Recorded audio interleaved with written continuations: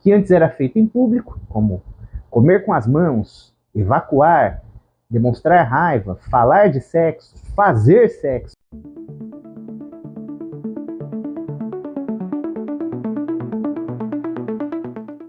Por que sentimos vergonha? O que Norbert Elias nos ensinou sobre civilização? Você já ficou constrangido ao mastigar alto?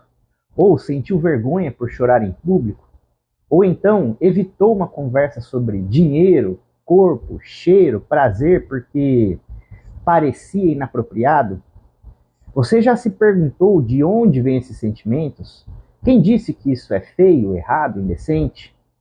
Hoje vamos falar sobre Norbert Elias, um pensador que ajuda a responder essa pergunta. E mais que isso, ele mostra que a vergonha é um reflexo da própria história da sociedade. Então, nesse vídeo, a gente vai entender como a vergonha, o constrangimento e o autocontrole são frutos de um longo processo histórico que ele chamou de processo civilizador. E vamos ver como isso ainda nos molda hoje, até nas redes sociais. Norbert Elias foi um sociólogo alemão do século XX, e sua obra mais conhecida é O Processo Civilizador, escrita em 1939, mas ainda incrivelmente atual. E a ideia da obra é essa: a civilização não é um estado, é um processo. Ou seja, não é que certas sociedades sejam mais civilizadas por essência. É que, ao longo do tempo, os comportamentos sociais mudam, e com eles, a forma como sentimos. Na Europa, desde a Idade Média, começaram a surgir mudanças lentas, mas profundas nos costumes. Com a formação dos estados modernos, com reis centralizando o poder, com cortes reais exigindo regras de convivência, as pessoas passaram a controlar mais os seus impulsos. O que antes era feito em público, como comer com as mãos, evacuar, demonstrar raiva, falar de sexo, fazer sexo, passou a ser visto como inaceitável. E por quê? Porque em sociedades mais densas, com mais interdependência das pessoas, o controle virou uma forma de sobrevivência social. Se você não controla seus impulsos, seus instintos, você é excluído. Por exemplo, se você fala alto demais, se você cheira mal, se você não sabe se comportar, você perde status. Isso não foi imposto só pela força das leis.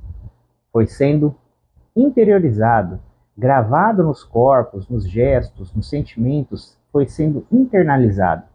E aí que entra o segundo conceito que a gente vai trazer também: a vergonha e o constrangimento.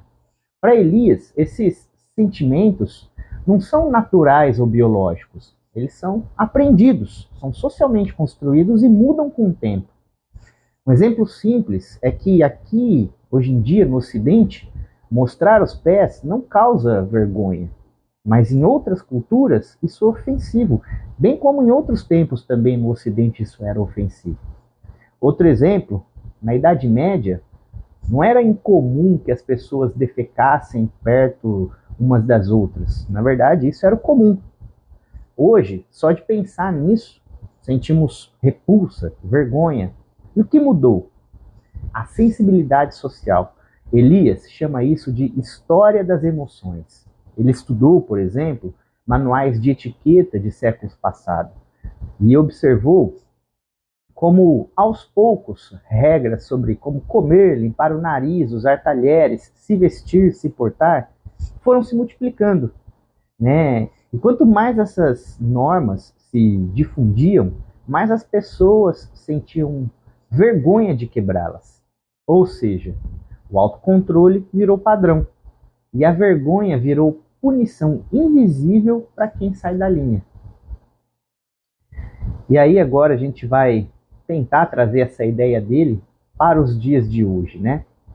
Pensa no quanto a gente se sente mal ao rir alto num ambiente silencioso, usar uma roupa inadequada num evento, mostrar o corpo fora do padrão nas redes sociais, falar de temas considerados feios como menstruação, suor, desejo, sexo.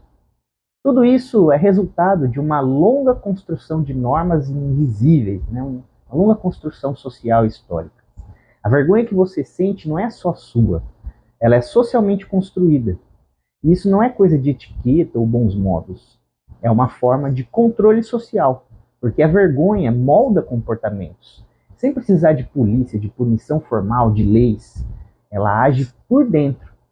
Elias dizia que na modernidade o poder migrou do externo para o interno. Você se vigia, você se censura, você se disciplina. E outros autores ampliaram isso. O filósofo francês Michel Foucault, por exemplo, analisou como as instituições modernas, escolas, prisões, hospitais, moldam os corpos e as mentes.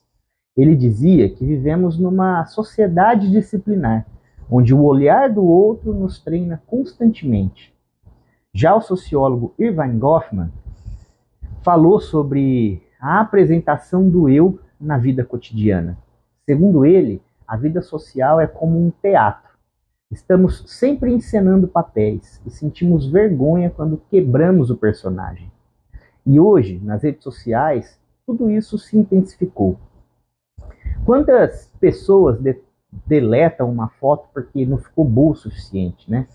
Quantas pessoas se reprimem por postar algo íntimo demais? Quantas se comparam o tempo todo e se sentem inadequadas? Quer dizer, a vergonha, né, ela está nos algoritmos. Você é incentivado a se expor, mas punido quando mostra o que é considerado feio, fraco e fora do padrão. E o mais curioso, muitas vezes quem julga mais duramente é você mesmo, porque esse processo, né, essa vergonha, esse constrangimento foi internalizado, porque o olhar social, ele está dentro de você. Então, da próxima vez que você sentir vergonha, pare e pense. Quem disse que isso é vergonhoso? Quem construiu essa sensibilidade? O que eu estou tentando esconder e por quê? A vergonha não é um defeito pessoal, é uma lente histórica que usamos sem perceber. E compreender isso é o primeiro passo para ter mais liberdade, mais empatia e, na verdade, mais autonomia de si, né? E de seus atos. E se quiser se aprofundar, eu indico que você leia O Processo Civilizador, do Norbert Elias, que é uma obra central dele. Também tem A Sociedade de Corte, também dele, né, e fala sobre as regras de etiqueta na França absolutista.